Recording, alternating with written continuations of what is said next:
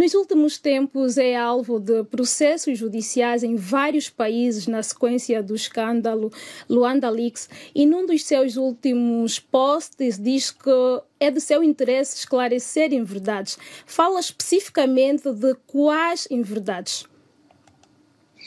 Olha, eu primeiro queria agradecer pela pergunta, porque é realmente uma pergunta que eu já estou à espera há muito tempo que me seja feita.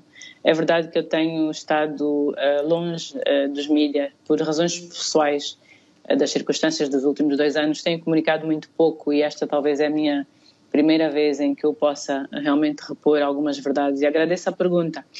E a primeira coisa que eu gostava de esclarecer é o seguinte: eu não sou alvo de vários processos judiciais em vários países, como tem sido dito. Essa afirmação não é correta. O que é que está a acontecer exatamente? O Luanda Leaks foi uma manipulação grosseira, foi uma encomenda do Estado angolano, que infelizmente decidiu a ter-me a mim como alvo por razões políticas e por perseguição política, e manipulou jornalistas, colocando nas mãos dos jornalistas informações que não eram verdadeiras, convencendo-os dos factos que não eram reais, e os jornalistas efetivamente criaram uma série de alegações nos jornais. Ora, quando existem alegações nos jornais, é normal que as autoridades dos países em que essas alegações são feitas abram investigações ou inquéritos. Então, neste momento, não há processos judiciais. O que há é inquéritos. Ou seja, as autoridades querem saber: é verdade o que foi alegado, sim ou não? São verdadeiras ou falsas as alegações que foram feitas pelos jornalistas com base nas informações dadas pelo Estado angolano? Então, o que está a ocorrer é que em Portugal, por exemplo, há 8 inquéritos, que eu saiba, porque também quero dizer que, infelizmente, todos esses inquéritos têm sido feitos em segredo de justiça. O que é que isso quer dizer? Quer dizer que eu, Engenheiro Isabel dos Santos, não tenho acesso a esses dossiês. Eu não sei o que é que se trata, eu não sei o que é que está lá dentro, não sei o que é o inquérito, mas eu ouço muito pelos jornais, porque tem havido muitas leaks, né? Tem havido muitas informações que acontecem nos jornais. Então há 8 inquéritos que foram abertos em função das alegações que houve na imprensa, mas não são processos judiciais, porque depois da fase do inquérito, as autoridades têm que decidir se sim ou não há uma acusação. E se houver alguma acusação, aí sim é a abertura de um processo judicial. Isso em relação ao que se passa em Portugal. Desculpas, diz que o Luanda Leaks é encomenda do Estado angolano. Há provas concretas? Sim. Eu, depois do Luanda Leaks ter acontecido, realmente fiquei muito espantada. Primeiro pela quantidade de notícias falsas que estavam lá dentro. E vou dar alguns exemplos. Por exemplo, foi dito Engenheiro Isabel dos Santos transferiu 135 milhões para uma offshore.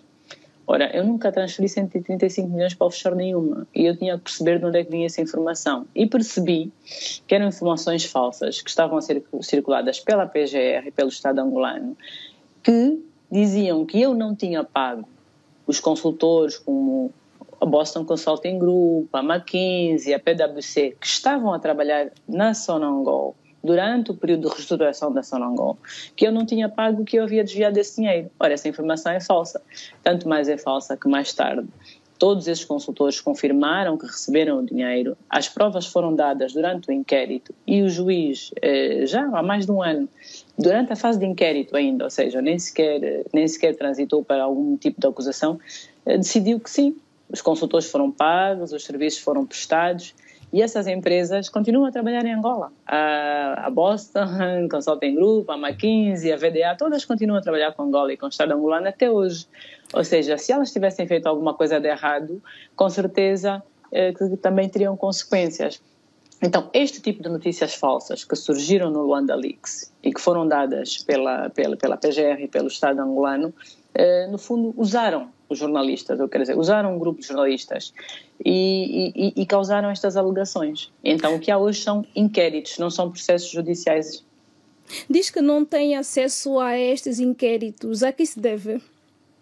Por que é que não tem acesso a estes inquéritos? Pois, é uma excelente pergunta. Estranhamente, o que me tem sido dito é segredo de justiça. Ora, nós estamos há mais de 2 anos, não é? Portanto, acho que o Luanda Leaks foi em janeiro de 2020, E eu sempre pensei que quando estas falsas notícias aconteceram, por exemplo, houve outra falsa notícia que dizia que havia 500 famílias que tinham sido retiradas de um terreno, mas depois veio-se a provar que o projeto da Marginal de Luanda era um projeto no mar. Portanto, era um projeto em que seria terra ganha ao mar. E no mar não vive gente. E a área que alegava-se que as famílias tinham sido tiradas, efetivamente, nem é uma área onde a estrada ia passar. Então, eu sempre tive a esperança de poder um dia vir a esclarecer, mas o que eu tenho visto é que, de forma propositada, tem-me sido impedido vir e falar destes factos. Por isso é que eu digo que eu gostava de esclarecer as verdades. Eu quero que as pessoas saibam que isto é uma encomenda, não é? Que isto é uma cabala. Já apresentou-se às autoridades judiciais angolanas falando nisso? Olha, eu sempre estive disponível para falar com as autoridades. Os meus advogados constantemente ligam para a PGR. Nós temos mandado cartas para o tribunal, tenho pedido para ser notificada. Eu não fui notificada sequer por exemplo, nos processos civis, não é? Agora, há bocado falei das questões da investigação, que são investigações sobre as alegações. Mas eu não sei se a Mona se lembra, e desculpe, não sei se posso chamar de Mona. Sim, claro. É que em dezembro de 2019 foi emitido um arresto, que é um arresto civil, que é uma espécie de uma medida cautelar, ou seja, para prevenir que algo aconteça, nós vamos arrestar o património da pessoa porque supostamente há uma dívida. Ok.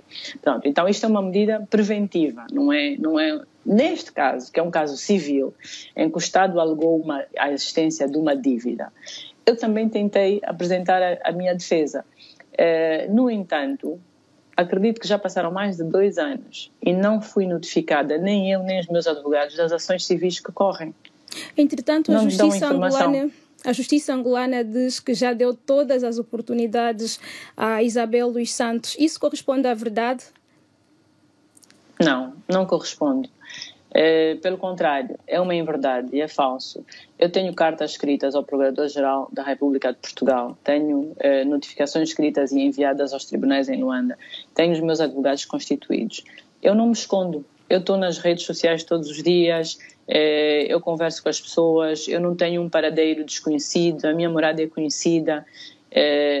Nos inquéritos que houve em Portugal, eu sempre estive lá, participei, portanto, eu não tenho problemas nenhuns em esclarecer, mas o que eu desconfio é que a PGR não quer que eu fale, não quer que eu esclareça, porque, Moana, não esqueça de uma coisa.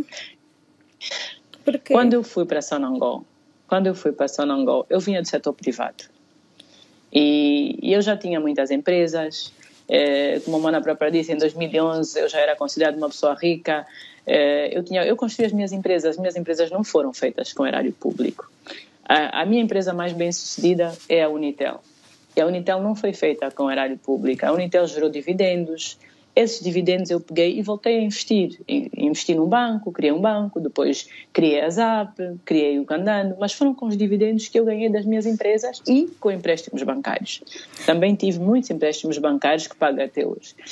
E quando eu fui para Sonangol, eu vim com uma mentalidade do setor privado. E quando cheguei a Sonangol, encontrei muitas coisas erradas. Aliás, todos nós conhecemos todos os artigos que havia antes sobre os desvios que havia na Sonangol, os desvios dos administradores, dos diretores. A Sonangol sempre foi o foco do roubo. Sempre. E vemos que agora ninguém fala do que aconteceu na Sonangol antes de eu ter entrado na Sonangol. Diz-se... O que foram aqueles prédios que foram construídos, os condomínios, o HCTA, os aviões da Sonangol, estes negócios todos, ninguém fala. Ou seja, para insinuar que existem outras entidades envolvidas nesses desvios da Sonangol? Altas figuras da Angola?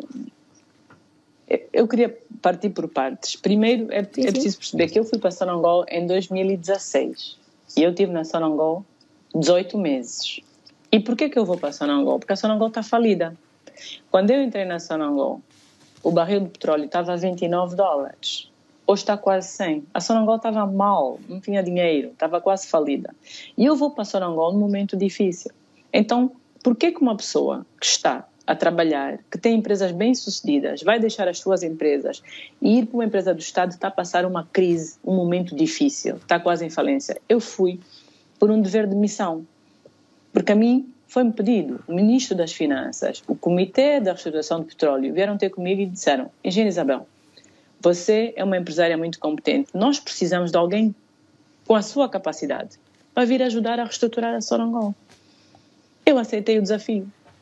Ora, quando eu cheguei a Sonangol, encontrei muitos problemas, cortei muitos contratos, acabei com muitas práticas que eram más práticas e ganhei muitos inimigos, não tenho dúvidas disso. Nos vemos para mais vídeos. Beijo!